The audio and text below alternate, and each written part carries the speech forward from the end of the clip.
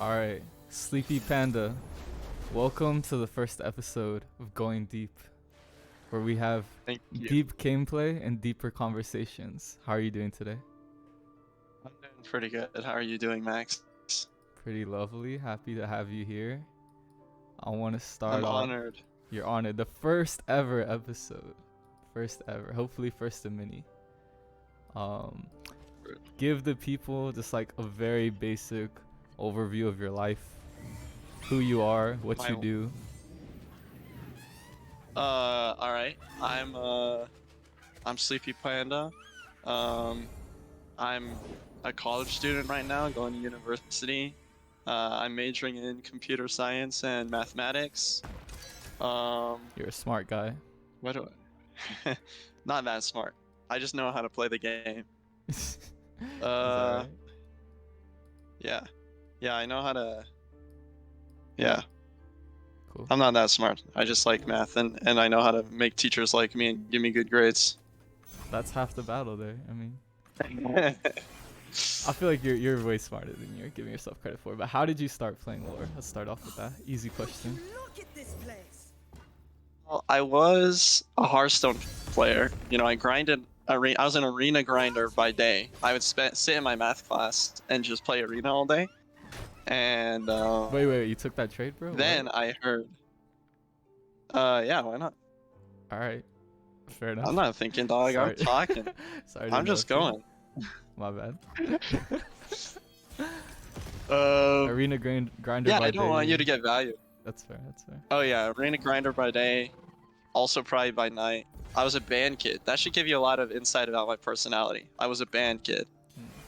But yeah. Is that And then good or I heard bad? about LOR. That's totally subjective. I don't. Do you like it? Most people think band kids are fats, which is totally accurate. But I mean, there's like also, you know, they're weirdos. You know band kids, right, Max? You've talked to a band kid before. My school didn't have band. I was a choir kid, which Really? is probably like the comparable thing. Oh yeah, true. Yeah. No, the choir kids were way weirder than the band kids for sure. Oh, geez. So. So then, how'd you hear about lore? My own path. Oh my god. How did I hear about lore? Wait, double veiled temple already? What do you mean? That's like the whole point of this deck. I'm kind of shook. Are you gonna beat me? Just like I honestly don't remember how I heard. Yeah, that's how this deck works, Max. I just win. you're stressing me out. Okay. Together, Um, we are stronger than I honestly don't remember how I heard about LOR. Really? Oh, I do know. It's because I watched this guy's toast and he got sponsored. Oh. And I was like, whoa, this game looks sick.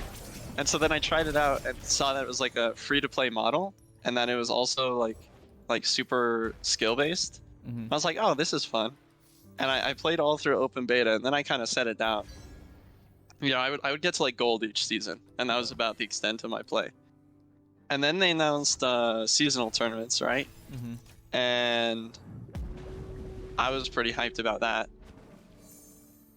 We're going deep. How are baby. you're complaining to me about Double Veiled Temple, and you're already deep, dude? What the fuck? You know. Yeah, I know. You know how it goes. So you've been playing lore since beta. Now you're super Yep. addicted to this game. You've been masters every season since the seasonal, right? Have you played every seasonal? Yes. I didn't play in the first two. Oh. Or maybe the first three. I started playing every seasonal after Majin Bay won his seasonal. So was that he won the third, Oh. right? I'm not sure. Shout out to Majin though, inspiring you. Wow. No, yeah, Majin is 100% my inspiration for playing this game. That's crazy. Yeah. And like I was getting pretty hyped because I remember being like not that great, and I had competitive aspirations, like I want to get good. But then I kind of realized like that I actually maybe had a chance at like doing well, and so I grinded, and I've been playing ever since. Like watching Majin Bay win, because he was kind of new to the scene, I saw the fact that he was able to hit Masters and then play in the seasonal and then win a seasonal in like Your knees. what, That's like, oh, if he like can a do month it. of playing, like 2 months. Yeah, like literally, I was like, wait a minute, I've been playing this game forever. If he can do it, I can definitely do it. So then I went ham, and that's Okay, that. okay. I've just been playing since. The rest is history. Yeah, So, I'm you like, know, go ahead. I was just gonna say I'm in a weird state of being like an OG in the sense that I've been playing since the beginning and know a lot of references since the beginning, Mm-hmm. but I haven't until like pretty recently. So like, there's a lot of things I don't get that a lot of like really like know or remember. But also like, you know, I've been playing since the beta, so I remember like every single meta and stuff like that. Gotcha, gotcha. It's a good time. I love this game. Game is great. I mean, that's a given. But there's a little echo now, Panda. Did you change anything bad. audio wise? It's probably No worries. no. I think it's just sometimes if it's too loud. What is your proudest accomplishment so far playing Legends of Runeterra? Because you've had a tournament win, you've had some really deep tournament runs. You know, you played a bunch of community tournaments, some seasonals. Tell me about that. Yeah. What are you considering? What the hell? What kind of spell is that? I see you hovering a spell over there. I'm thinking. I think that's good. What? Okay. Okay. My proudest. It's probably between two things. Probably my proudest thing is winning OLS, because I feel like that was like the point that I sort of I don't know, proved myself to be as good as I was trying to be. You know, like it was like it was one of the first times that I had like proof that I was improving, I guess. Interesting. Gotcha. And what is OLS for the people who don't know? It's an online it stands for Online League Series, and it's just a tournament that runs like every couple weeks, really. Yeah. Where It's one of the more important community tournaments. A lot of good players in there. Like Panda. Yeah. Yeah. Yeah, sure. Wait, your Maokai is flipping. You I know think it I is. lose. How are you gonna stop my Maokai from flipping? I didn't draw any of my removal in this deck. Removal? My Solari Priestesses are MIA. Okay. Blame the priestesses. When you are the one who Yeah. didn't pay the tithe, Talia. Come on now. How did you kill my Aphelios? Oh, with Devourer. How'd you get deep so? I was just What a happened this hungry game? boy. Guys, deep has been strong. People just don't realize. You might have to switch to a stronger deck after this Panda. I mean, my deck is too slow to beat deep. That might be an actual issue. To be honest. That's true. It beats a lot of other stuff though. Where were we? Oh yeah. But I would say the other proudest thing is winning Max got the tracks at Monkey's Jungle Cup. Because Well, that was the you first didn't time win- that I You didn't win that had tournament. ever. Well, I didn't win. Okay, I top 8'd. You top 8'd. Being like playing, yeah, and that was like a really big accomplishment because then I could go, you know, like tell my dad like, hey, look, this isn't a complete waste of time, it's just mostly a waste of time. You know. Wait, that was sorry. pretty sick. You cut out a little bit. So you said you top 8'd and then and then you could tell your dad. I missed a little bit. Oh yeah. Well, it was just a good thing because then I could go, like it was like proof that it was like worth something, I guess. It was no longer just like copium hobby, right? It wasn't Right. oh yeah, I'm just trying and Just won't sit still. it's fruitless, you know. Gotcha. Do you hear the call, Panda? Hear that your Nautilus is about to die. That's fine. What do I need that for? As long as I have. What do you need Nautilus Maokai. for? Yeah, what do I need Nautilus for? That's a good question, actually. Why do you have a sand? Why is your board just all landmarks? I'm so confused. Okay, so you did good in that charity Why tournament. isn't your board all landmarks? That's a better question. What the hell? Earned yourself a little bit of money. Yeah. What was like your experience getting into the community? Like, what were your forays? Cause like I feel like most people in the community know who you are, or like know of you at least. And how did you say that process kind of occurred throughout your time in lore? Well, so truthfully, I sort of was like a nobody, I guess, a humegalo for a really long time. I mean, You know, like We're- I've been in the community forever, but no one knew me for a long time. we're all kind of nobodies at the end of the day. We're all playing lore. True, but like certainly the amount of people that know me now definitely did not know me That's true. That's true. back then. Right.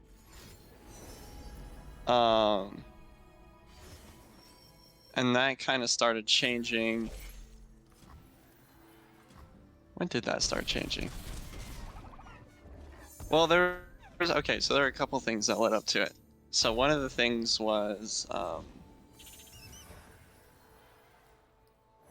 on, I was thinking about how to win this game. You can't.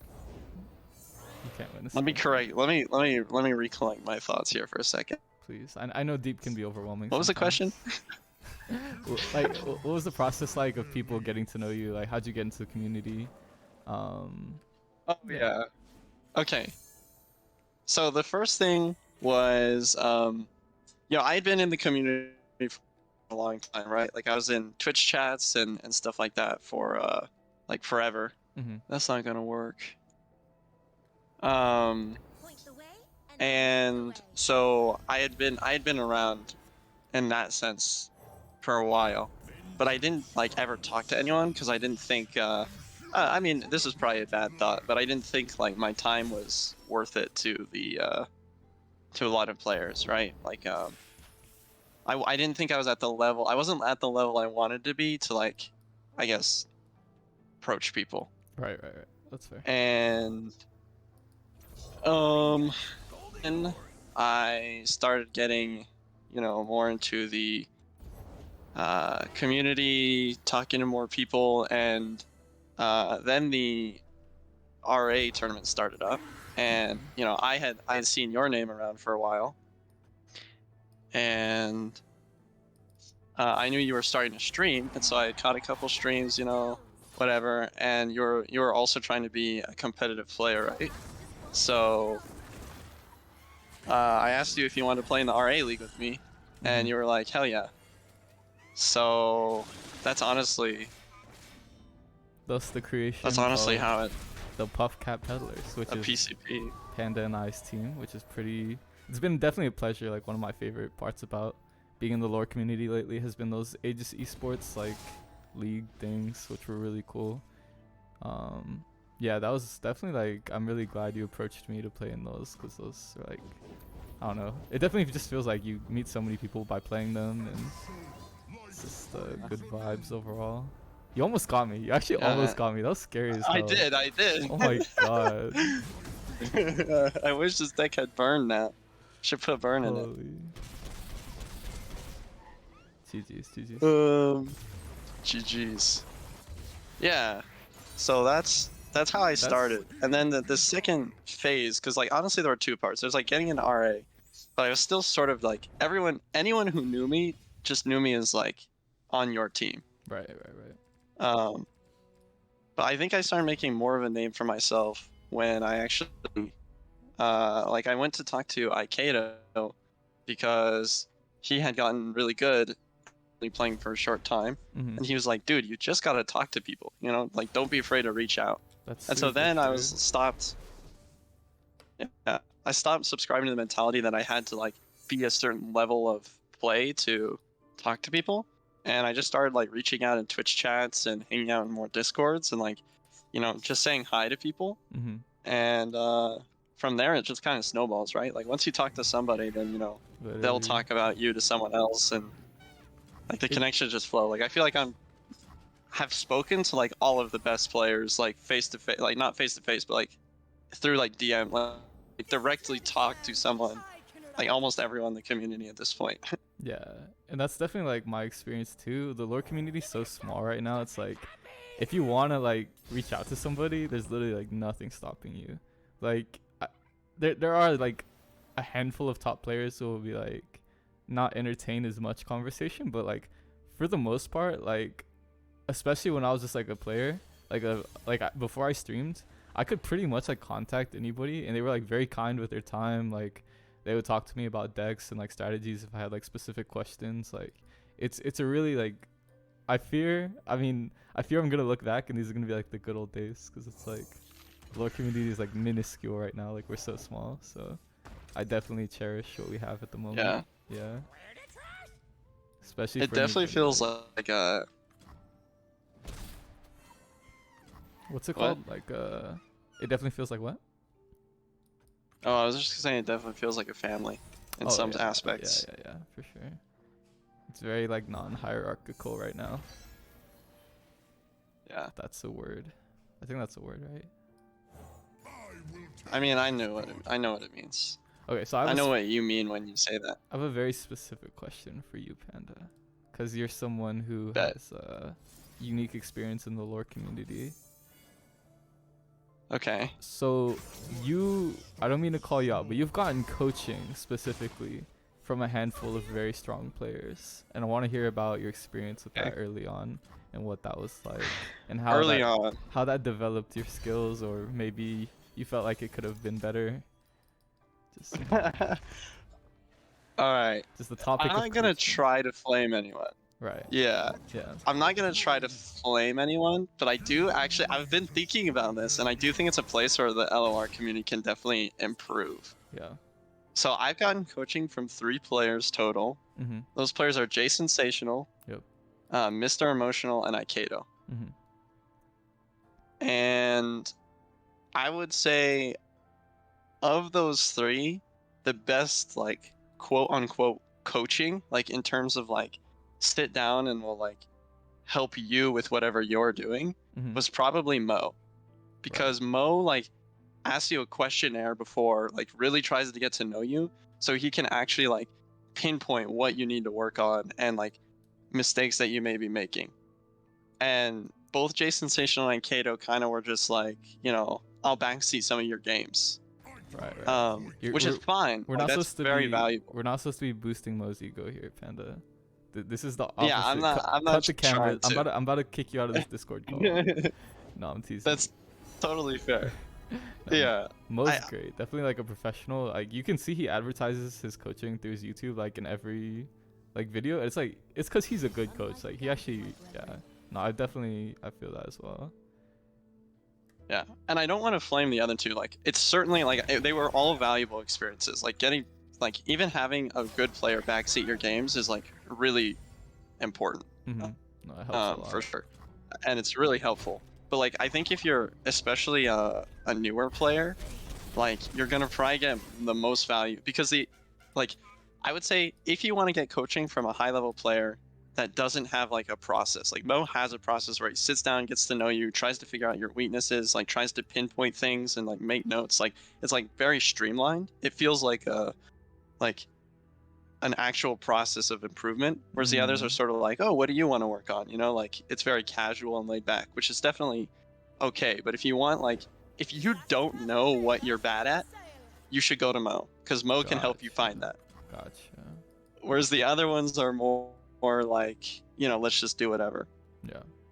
If you're looking for specifics, like a reason that I went to Aikedo is because I noticed that he, was newer to the community. He started playing, very early, like fairly soon before Worlds, and then he, topped to seasonal, and then went to Worlds and top 8'd. And I was like, how did you get good so fast? Yeah.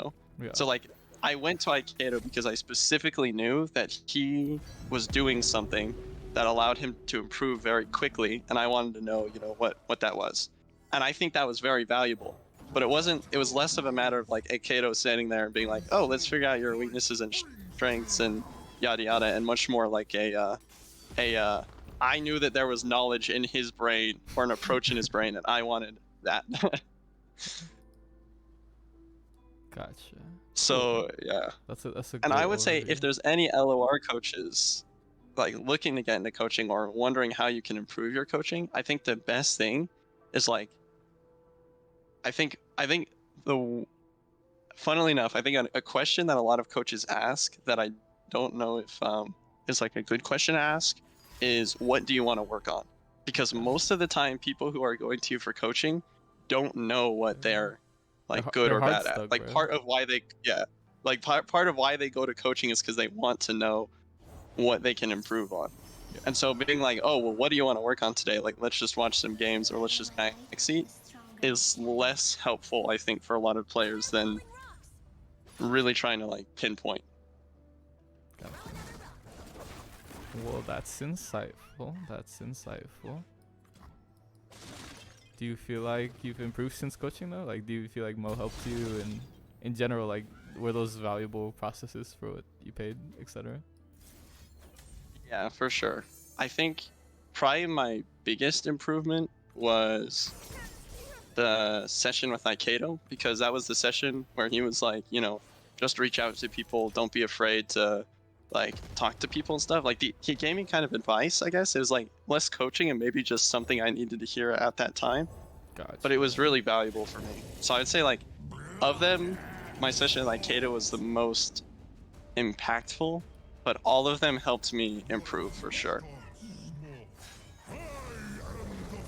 And I think like best thing you can do is like if you find a player that you envy or is like doing something I guess better than you, or like you want to learn how they're doing it, you should go to them and ask them how they do it. Yeah, no, it's just like a 'Cause- very like tangible piece of advice you can give somebody. That's true. It's a good one. Yeah. So I was gonna ask, you did mention you kind of had this moment where you're like, okay, I'm not wasting my time. Like, I'm not just playing this game. Like, once you top the tournament, you earned yourself a little bit of money. You're like, okay, this is actually something valuable I'm doing. Was there a time where like your family or maybe your friends were like, bro, why are you playing this game so much? Like, why are you wasting your time? Like, what are you doing?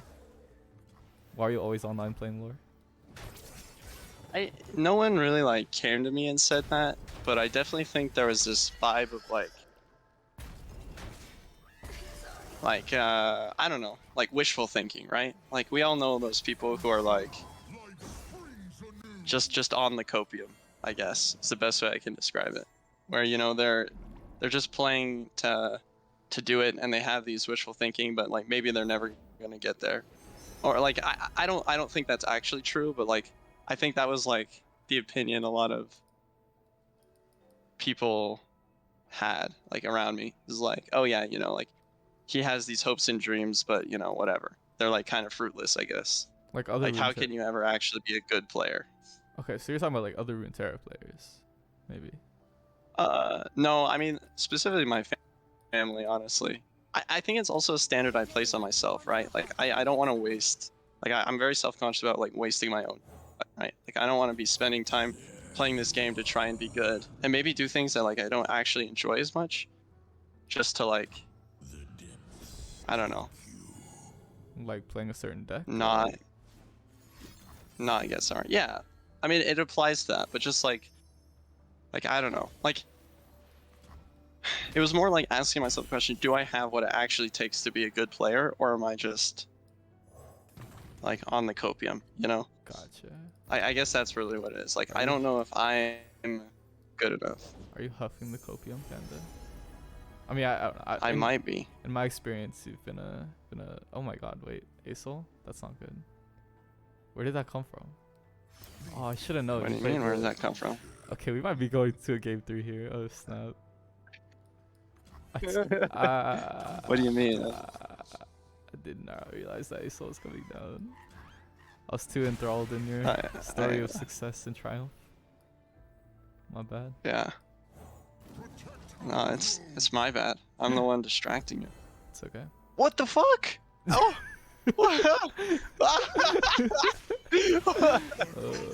This is gonna be an interesting turn. This is gonna be a great time, I think. Yeah.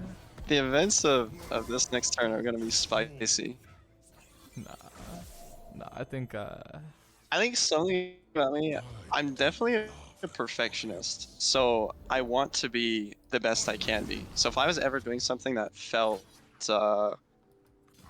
pointless, I guess, I didn't enjoy that feeling, I guess. That makes sense. No, that does. Yeah. I feel like a lot of us could probably relate to that feeling. It's like trying to do stuff, but it's like I know for like my music stuff, it's like I'm making all this music, but like I don't know, it doesn't really like do what I want it to do a lot of the times. And it's like, why am I doing this? Like if I'm not gonna be a professional at it, it's like, what the hell? I definitely feel like that all or nothing mentality is something like probably a lot of people can relate to. Dude, you have like so much more mana per turn than me with these Veiled Temples. I know. It's so gross. It feels so good, let me tell you. Alright. So final question, Panda. Because I think this game is about to come to a close. Nah, I'll treasure trove first. Eventually. What are your goals with lore moving You forward have the into the future? I might have something. You might not. I might not have something. Don't worry about that. I think my biggest goal right now, like my biggest quantifiable goal, is to top the seasonals. I think I've come close a lot, and I do think I have what it takes. And I really just want to, you know, get top 32 and like be able to say that I'm of the, like I have that ability. Just like your idol. And I think in the long term, yeah, exactly. Yeah. And I think in the long term, my goal is to become like someone that is like actively trying to help people improve. Like I really want to be someone who's like, you know, always willing to scrim, always willing to practice, trying to find like the roots of this game. Like, I don't know, make theory. Like I want to be just someone who's like, you want to be like always somebody, doing shit. You want to be somebody influential in the meta, Panda. You want to be a meta shifter. I can tell. Not even that. I mean, I think everyone does, right? Anyone who plays a card game wants their deck to be meta influential. Yeah. But like, I don't. I think more than that, I just want to be present in the LOR like events, right? I want to be there when like you know their first like in-person worlds or whatever happens. You know, Yeah. I want to be, you know, someone that's like invited to events and tournaments. You know, I want to be like active, I guess. Yeah. No, that makes sense. All right. Well, I don't think you have a way to play around atrocity here. Wait, let me. You should just rip it. Yeah, I should just rip it. I'll add some gems on there Yeah. just for good measure. Yeah. Wait. Do you have something? Yeah, true. I don't think you have something. No. No, I don't. You can rip it. Yeah. GG's. What? Oh my. Bro, this episode was supposed to be a perfect 30 minutes. You're making it run late, Panda. How dare you? Hey, listen. Oh you should just get better. God. What is this? Oh, dude, I'm cheating, bro. That's what this is. Skamazing me. Next time you come on, I'm not gonna treasure trash you. I learned my lesson. I think next time I come on, you need to not fucking level a Maokai. God damn, dude. Hey, I need this Maokai. You're playing Talia Felios, buddy. Don't. Listen, I would be fine. I literally couldn't win this game if this Maokai didn't delete my deck. You've had triple Veil Temple both games. Maokai deleting your deck is not the issue. I'm about to win through fucking damage. No. Watch this. See, imagine I could have top decked an out, but because my deck is empty, look at that. Okay. Oh, no deck, no cards. Alright, I love you, Panda. This was really fun. Is there anything else you want to tell the people? Next. I'm definitely gonna link your like Twitter and whatever else you want me to put down there in the YouTube description. Parting words. I don't know. If you're a newer player looking to improve, please just reach out to someone. Like join a Discord, talk in like a general chat. People love talking about LOR, and people love people to talk about LOR with.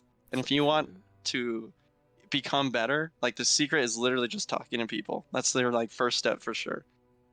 That's what I want to lead off with. Fire. Okay. Well, that was lovely. Thank you for being the first guest on Going Deep gameplay and deeper conversations. We appreciate you, and have a good rest of your evening. You too. All right, peace. Peace.